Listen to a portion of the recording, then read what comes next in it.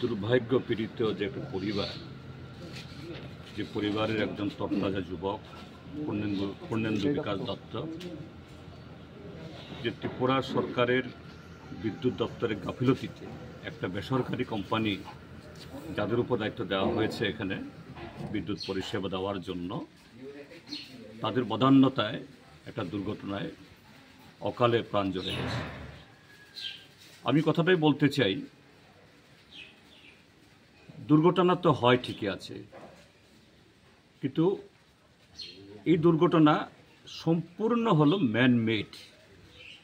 ত্রিপুরাজ্যের বর্তমান সরকারের যে ভুল নীতি, জনবিরোধী নীতি, এই রাজ্যে জনগণের প্রতি উদাসীনতার ফসল একটা পরিবারের একটা মায়ের কোল খালি হল।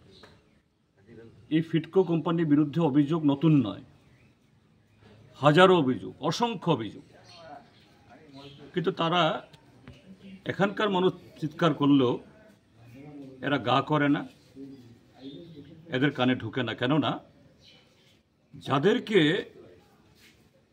বড় অ্যামাউন্ট দিয়ে খুশি করে রাখা, মানে খুশি করার প্রয়োজন, এদেরকে দিয়ে রেখেছে। কাজে এই লোকরা কিছু বলে না, কাজের বহাল তবিয়তে তারা মানুষের জীবনের ঝুঁকি এবং পরিষেবার তলানিতে নামিয়ে এইভাবে বছরের পর বছর আমাদের সাবরুম মহকুমাকে এবং ত্রিপুরা রাজ্যের আরও 5টা ডিভিশন লুট করছে।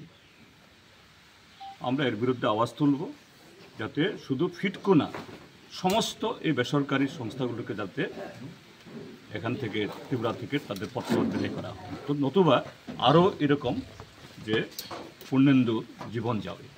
আমি সবাইকে অনুরোধ করব এই আওয়াজ তোলার জন্য, নতুবা সরকারের সম্বিত ফিরবেন।